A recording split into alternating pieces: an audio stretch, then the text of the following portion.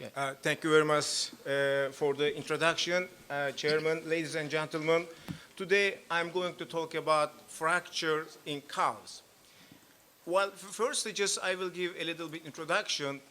General percentage of fracture involves external trauma or during assisted delivery, which is the using excessive force. This is the percentage of our country. Almost we are seeing 11 and between 15% fracture newborn calves. Usually it is very high.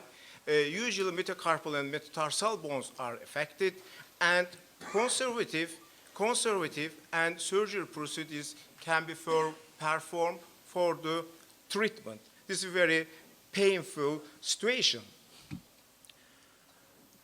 Carl Nuss and his team work this area. Almost he worked 125 newborn calves with long bone fracture during 16 years' time, and just he generally find out that femur and tibia were evaluated, and majority of calves sustained the fracture during assisted delivery, and just he operated almost 110 cases, and he concluded that the treatment of long bone fracture in newborn calves remains difficult because of high incidence of complication. And just we have done similar study, but we're looking at the 10 years period, 181 cases, and we checked for this one almost 35% of long bone fractures happen, femur, tibia, radius, and humerus. So there is a different treatment option. Recently, Yamagishi working for humeral fracture using external fixator get a good result, and Paulisi using the nail blocking in cattle femoral fracture, and he basically mentioned provided the sufficient resistance for the bone. And Carl Nuss, again, he has been done everything before than us, just compare plates, pins, and interlocking nails. And intramedullary pins may be better and equally suited for repair of humerus and femoral fracture in calves. And if there is a comminuted fracture, usually use the external fixator, what he suggests. And for the knee thickness, he basically say there is a skill, equipment, and cost. And Ballon used intramedullary nailing for 25 cases and get a very good prognosis of this fracture. Of course, the treatment method of the fracture depends on where the fracture is localized.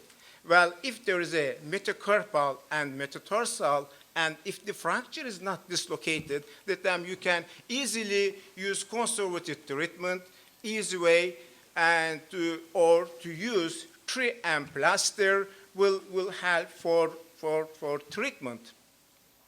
Intramedullary pinning, single or double can be used, but of course the fractures, we need to fixate the bone. If there's a rotations happen, of course the treatment healing procedure will be delayed. And the best, maybe the best one is using DCP or LCP plating for the calves. And these are really make the very good bone stabilization and get a good result, of course. External fixation, probably most of them knows that this one using either single apparatus or use the Ilizarov. Well, just the problem for the Ilizarov when the calf lie down make some trouble. So what was we aimed? We tried to aim that to evaluate postoperative result of interlocking pin in calves for long bone fracture. It is not the first report, just we like to share our experience. We used 15 different breadth, age, and weight calves. Third generation of interlocking pin was used. These are 6, 8, 9, and 10 millimeter diameter, 7 femur, 4 tibia, 2 humerus, and 2 radius. Just the distribution of the calves, it is between the 1 and 30 days old. And just demonstration of how to be used interlocking nail. Well, of course, before the procedure start, you have to check in X-ray which size of the intramedullary nail will be used with looking at the healthy leg. When you find out the proper size, of course, in case you have to go to operation, at least 2 sides should be with you because you can change during the operation.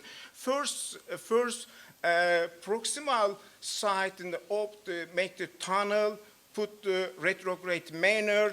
After equipment will be fixed, and you will, when it fix it properly, you will finally you will take a little bit back, the same manner for cows, and after you will push back the distal part.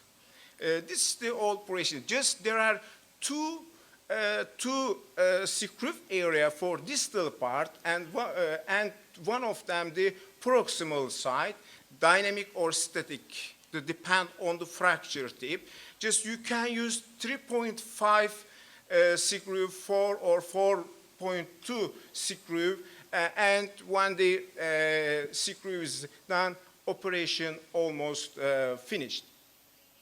Of course, again, using the proximal side, static or dynamic, if there's a need to compression, definitely use the dynamic one to make it better compression. So while it is the end of operation, you will end up with this one. When we check this one with the X-ray result, and Kuhn pin is not moving anymore, so the animal do not need any bandages. This is one of the cases. This is the femoral fracture. It's very difficult part. Definitely operation is needed for this kind of cases. You can't do any conservative treatment. And this, as I mentioned, the same way you will do, you will open the fracture sites to make the tunnel for the proximal one, and the same manner you will do when you do a retrograde pin. After that, you will fix with screw. And when operations finished up, you don't need any bandages. Of course, antibiotic, non-steroid anti-inflammatory drug, of course, narrow cage, and lots of straw bedding, at least 4 weeks. I mean, just for, of course, healing procedures takes minimum 6 or 8. Definitely, you need the X-ray examination. But when we look at our result, that 7 out of 15 patients had a very good result, almost 50%. But others, 8 patients, had some problem. This problem could be me. Technically, I am not good enough, or there are some owner's problem. There are various causes: infection, opening of the string area, etc. And when we check the success of the 40% result, linked the not to provide adequate environment for postoperative period. When you look at our X-ray, this is the radius one. Another tibia, as you see, you will leave a little bit tip, proximal side of the tibia or any of them, and you will remove the pins later after 6 weeks time. Of course, you have to check the X-ray first. Femur, very challenging one, and if you don't have screw, sometimes you can use Steinmann pin for fixation. It makes the good fixation for the bone. Finally, conclude our study. Interlocking nail supports good bone stabilization. The operation procedure could be shorter than plate osteocentesis.